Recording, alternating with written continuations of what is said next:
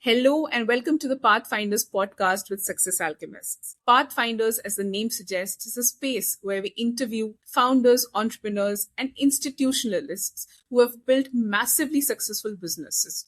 This is a place where we go deep into their business acumen, try to get some valuable business insights, and also explore the wonderful journey that they have themselves.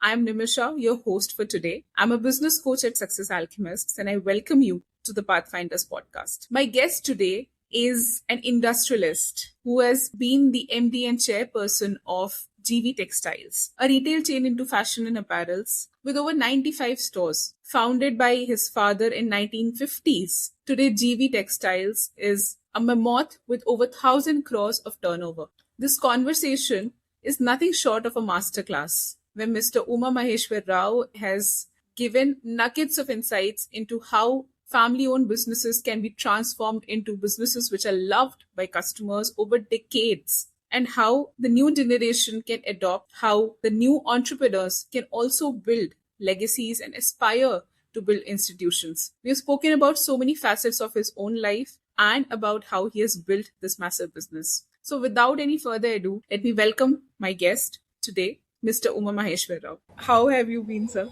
Fantastic. First, let me thank the Success Alchemist for having me here for this. I'm very thankful to the invitation. It was always a great pleasure for me to share my journey. I did 2-3 podcasts in vernacular, and I'm very happy to do this along with you. As you rightly said, it is a learning process for both to the speaker and also to the questioner. This is a journey. I'm excited and I'm very, very, very happy to be here. Thank you. I was very intrigued about your journey, sir, because you have been leading GV Textile for last multiple decades. I just wanted to go back to probably your roots when you began, and just if you could take me through that journey. Was the vision always this, or there was something else with which you started? So just a journey of GV Textile and how now it is a 1,000 crore plus turnover company. But I'm sure when you had started, the things were different, the industry was different, the landscape was different. So very briefly, if you could take me through that journey. Yeah, my journey means my company journey started in 1950 through my father. I belong to the second generation. My father started this business. Then it was a very humble beginning. The store was very small. It was started to have the bread and beans. Nothing. Nobody visualized it, and we never imagined that our business would reach to this level. But one thing was very evident then also, now also, in future also, gaining the trust of the customers is the main value which my father taught us, and we continued, and even we are imparting the same value to our children. That made us to this level. And how we have become this much means the economy has changed. Previously, it was only a family business. It was very personal, and the customers were not buyers. They were relationships. We were only catering to the local families. It went off for a quite long time. Later, the economy has changed. The second generation came. My father death was a sudden death. We were very young. Even my eldest brother was only 16 years age then. We were 5 brothers. So nothing was there. Nobody knows anything. Just they sat. After completing their 9th standard, they came into the business and they started business. Family and friends, relatives have helped us to run the show. The second generation took the reins, and slowly, we understood the opportunities in the market. One thing was very prevalent in our family is that always we look for the opportunities. Always we adapted to the changing situations, and the miracle happened when the third generation entered into the business. They were well educated, and they exposed, and they did their studies in abroad, and they brought in they came into the business with what you call great aspirations, knowledge and skill. They slowly transformed the family traditional running business into a more structured, and corporate governance has been brought in by the third generation. That made all the difference to become what we are today. Wow. So it has been a very long journey as a family also, not just as a business person. So, sir, you mentioned that the customer's trust has been one foundational thing which sort of passed down the generation. What do you think is the customer's buying behavior today? Or especially, I think clothing is an emotional buying business. What do you think affects consumers' decisions? Particularly textile is more emotional, but I generally believe that any purchase is an emotional thing. So we have to meet the emotional needs of the customers. To understand the customer, first of all, we have to hear the customer. We will call it as customer voice. Even in our training sessions also, we will convey this to our sales force and also middle management, that please be in touch with the customer. Don't confine yourself only to sell the product. Selling the product is not the ultimate goal of our business. Our business is to understand what are the pains and what are the needs of the customer. If you understand them and if you address them, it gives a value to your business. And when this value has been recognized by the customer, his loyalty will increase and he will extend his support and cooperation. So that is what happened in our company also. Generation to generation, the trust is enhancing among the customers. This is not is happening just by giving a quality product. See, being a trader, I am not producing anything, I am procuring. But everybody will get the same product. There's no problem. But the thing is that how you pamper the customer, how you understand the customer, how you make them feel while he's purchasing makes all the difference. The customer experience and the relationship, how you will make with your customer. In our case, you believe me, people will feel that it is as if of their own shop. We had a slogan that in vernacular, Manavuru Mana GV Mall. What it means is that our own town and our own GV Mall. See, this caption hasn't been suggested to us by any consultant. We have taken this slogan from the customer himself. The customer feels, many customers many times told that we feel homely here. We feel as if it is of our own.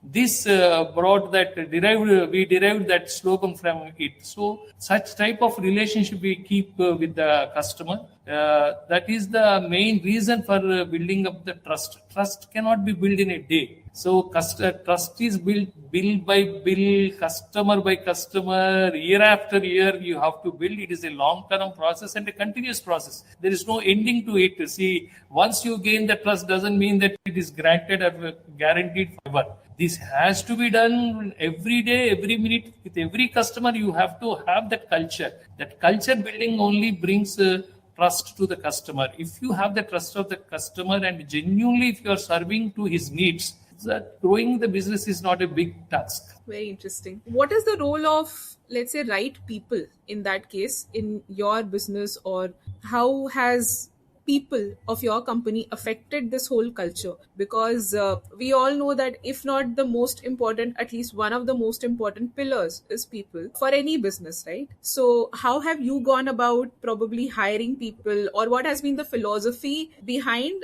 that this culture that you mentioned survives in the company over decades? Yeah, you have rightly said that the business doesn't mean that infrastructure what we have. Business doesn't mean that what deep pockets we have. Certainly, irrespective of the nature of the business, people are the most important source of business. So, if you have right people, if you have right team, anything can be done. Even if everything is right and if the people are wrong, you can't do anything. So, selection of the people and harnessing them is much more important.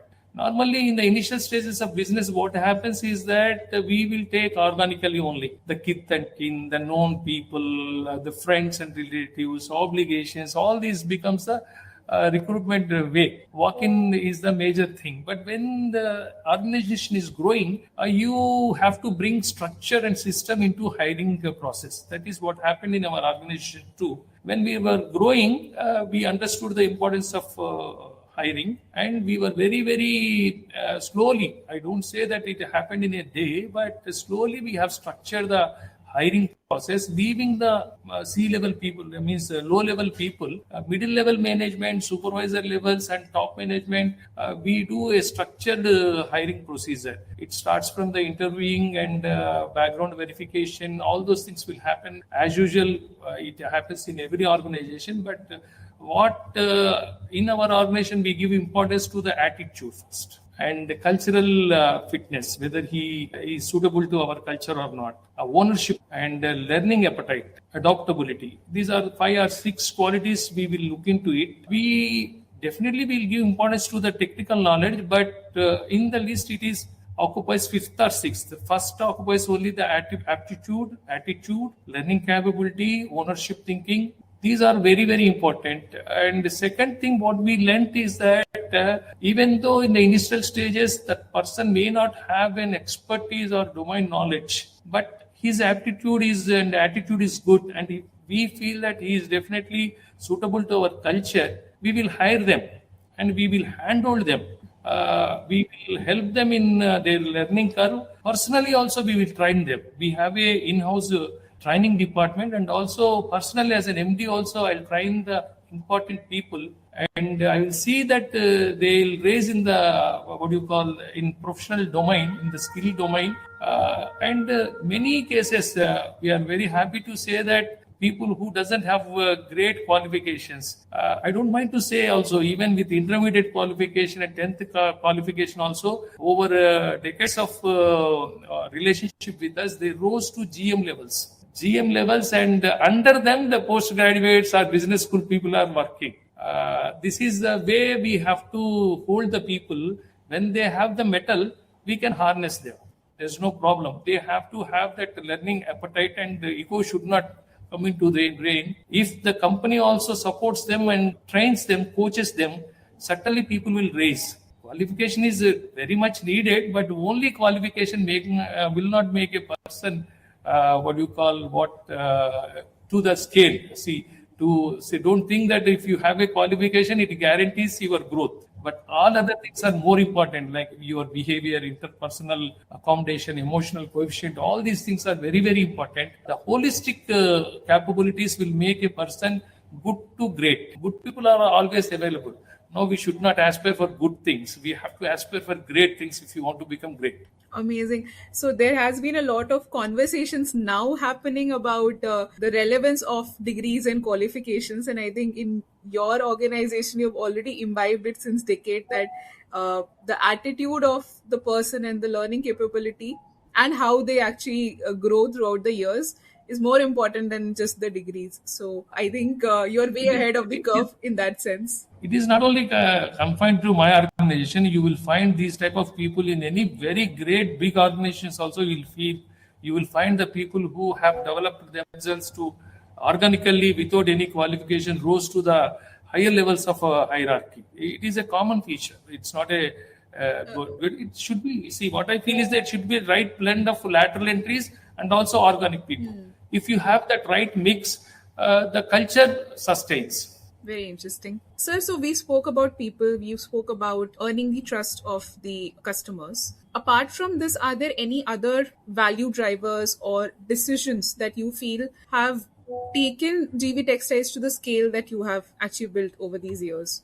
Were there any other key decisions or values? Yeah, what we believe first, undoubtedly the first is customer trust, because he is the person who is giving everything to all the stakeholders. So first is the customer trust. Second, what we believe is that employees, taking care of the employees and treating employees as family is our second value. We always respect employees irrespective of their status and position. We always call them with respect, and also we will patiently hear their problems. If there is any legitimate requirements are there, certainly we will provide them. As I told you that we will not only hire them, we will see that they will grow along with the organization. See, I feel very happy and satisfied when I see the people building their careers and the families are growing along with the company, and they are also feeling that this is our company. This is the major thing that makes all the difference in any organization's growth. This is the second value. And the third one is value for money.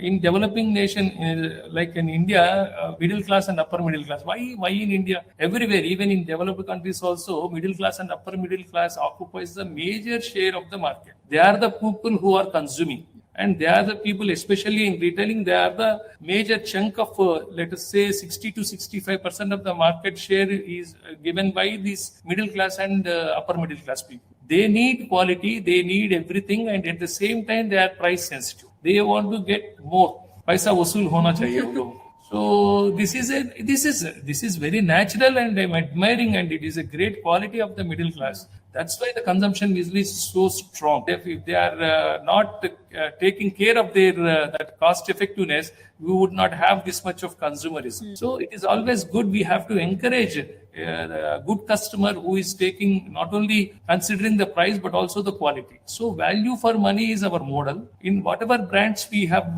developed and are going to develop, mostly we will focus on value for money. We want to add everywhere, wherever we use frugality, procuring, in operational excellence, everywhere we want to save the money, not to earn the profit. We want to transfer that saved money to the customer. He should feel that what he got is much more than what he paid.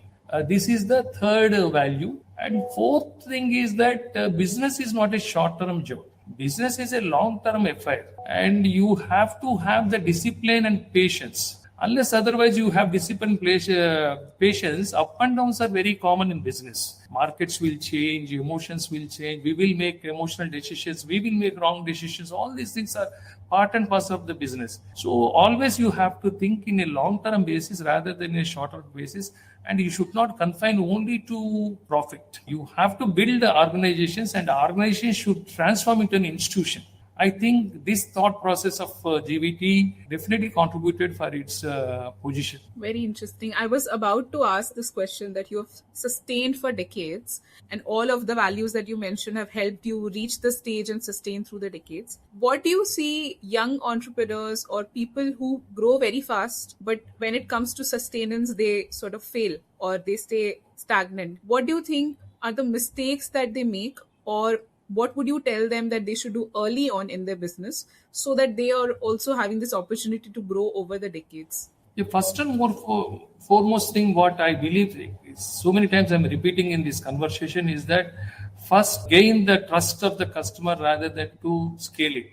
First have the trust. And as I told you, gaining the trust through listening to him, understanding his needs, and solving the needs of the customer, and adding value to your business is the most important thing. And third thing is that understanding the finance is most important. Don't think that if you have become a businessman, don't think that you are you know everything about finance. I know most of the, and I don't say it is majority, but most of the business people who became very, very successful in their businesses and rose to the top levels, but because of lack of financial discipline, and sometimes I'm even dare to say that lack of financial literacy, they failed. They misunderstood profit, they misunderstood cash flow, they misunderstood asset, they misunderstood liability, they misunderstood the debt leverage. All those things are very, very important. See, understanding the money,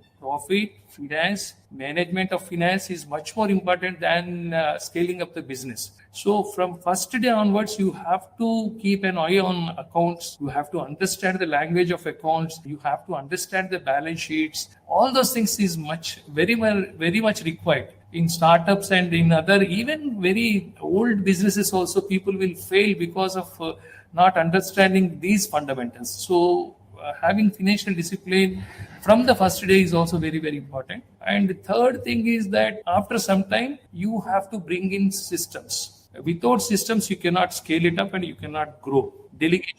And any business, of irrespective of its size, it should not be a person-dependent business. System-dependent businesses only will flourish and sustain. If you are not there, if the business is not there, means it is not at all a business. It should run on systems, and the delegation system development is very, very important. And the technical savviness and also adaptability, all these are the qualities required for any businessman, especially young people. Have patience. Certainly, if you want to grow big, you have to have the patience. Even a tree takes required time to give the fruits. Okay, sometimes you may get a hybrid fruit very soon, but the taste of it and how you know that difference. Don't think that you are late. Failures are welcome.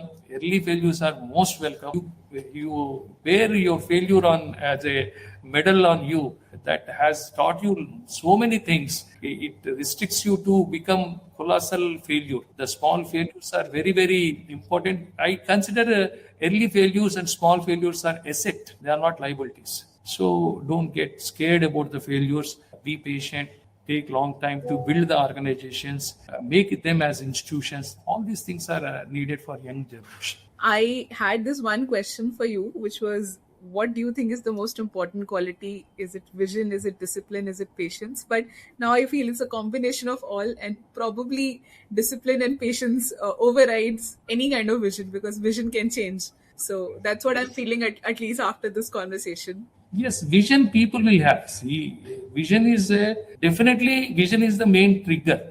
But without discipline and patience, you cannot make your dream true. Everybody will have vision. Without discipline and the required patience, the vision cannot be sustained. So what is next for GV Textiles? Let me just tell this. So I visited the Sharad City, Hyderabad outlet, Akriti outlet, because it's very close to my house, and I keep visiting the mall. So of course, after I got to know that this is by your organization, so I was very curious. I walked in, just browsed around. It was a good experience, and it definitely, now whenever there's an occasion where I could actually buy the beautiful clothes that were there, so I'll definitely be going there, because that's like a personal touch to it now because of the brief relationship that we have had. But so many things have happened over the decades. So what's the next 10 years looking for you? What do you have in mind, if there's anything you would like to share?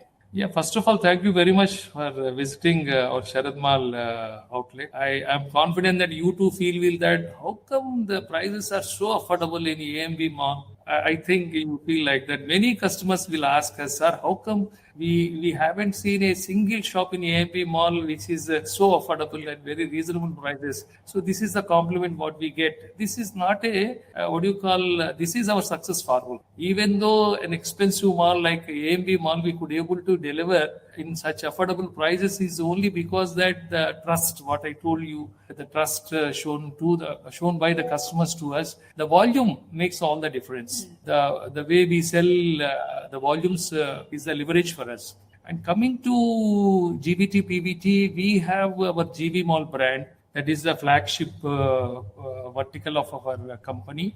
Is a family store, and a chain of stores are there. Already we are having 23 stores. And Akriti is our second vertical. It is completely a franchisee model. We are now going for our own stores also, like what you saw in AMB Mall. It is our company own store.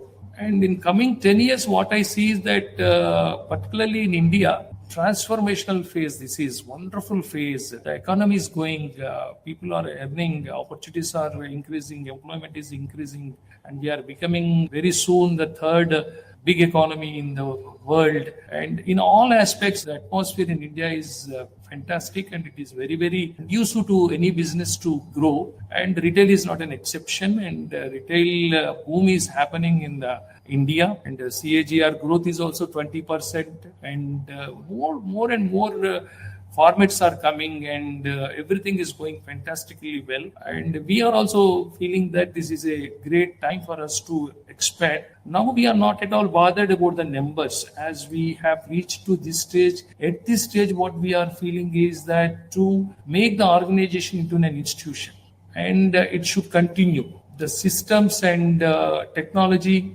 we have to focus on systems, and we have to use the technology. And we never feel that we are only selling products. What we feel is that we are building careers, we are building lives, we are giving opportunities to thousands of people. This gives much more satisfaction to us. And those people who are having the fruits of this growth, they are becoming the frontliners for the GVT. They themselves are taking care of the business and they are expanding it, and this will go continuously. It will go, and I'm very sure the family will become, this business will become into a good institution wherein we will give future and life to so many people, thousands of people. This is our aspiration. With God's grace, luck is also in our favor, and we are very much sure that it will expand like anything in the coming 10 years. Beautiful. So, in all our meetings, whatever meetings you and I had with other people also in the room, you were probably the most senior person in the room, and you were also the most, of course, you are calm and composed, but then you were also the most curious person in the room. Like I could see that you were listening to all of us so patiently and, welcoming questions and all of that. So one last question from my end. After so many years of working, building business, what still drives you? What still makes you come back to work every day? If you could just, I think it would be very inspiring for me, but yes, sir, I would just love to hear that. Yeah, literally saying, honestly, I am telling this. Now the numbers and profits are not, I'm not getting excited by those things. I'm excited by building the institution, transforming this organization to an institution, succession. I want to be remembered as an enabler. Whoever meets me, whether professionally or personally, social life, whatever may be, with God's grace, because of my exposure and because of the opportunities what I have been encountered in my life, it taught me and some sort of knowledge and wisdom to me. So I want to impart this to the people. By that, if it any way, in one or other way, if it helps in their success, that is the most satisfying factor that is happening in the organization, both in the family and also in the organization. I could able to manage the family members. We have I have 2 sons and 8 nephews. All are in the business. It's a very big family. You know how to run a business. Business is very easy when compared to running a family of this size.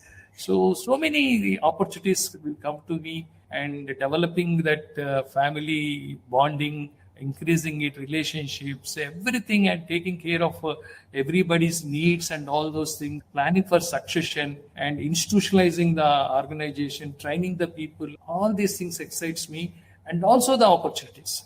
I don't say that as an entrepreneur. Definitely the opportunities which are coming before me and also to all the people in India, that also excites me. So that is not to have more profits, that is to scale up, to give more opportunities to more people, and let the institution or the organization also become a very big institution and should serve everybody, customers, stakeholders, and even the exchequer by paying huge taxes to the government. In another way, we are contributing to the community also. Is a payback and charity what we could able to do because of this institution. All these things excites me. Thank you, sir. I think this entire conversation was, of course, insightful, but more than that, very inspiring for me. Firstly, thank you for being so open and candid and sharing whatever you have sort of gained over the years, the experience and the knowledge. And I'm very sure that whoever is listening to this conversation, especially young entrepreneurs, I think they are going to find immense value in this conversation and learn from it, and hopefully also apply it in their own businesses and be able to build legacies like you have done. Thank you so much for doing this, sir. Thank you, Nimisha. Thanks you, Success Alchemist. I am also very happy. And as you rightly said, if anybody gets benefited, even single idea or single talk what I did, if it helps anybody, that is the most satisfying factor for me. And once again, I am very thankful for having me here. Thank you very much. Hope all the best for your future. Thank you. Thank you, sir.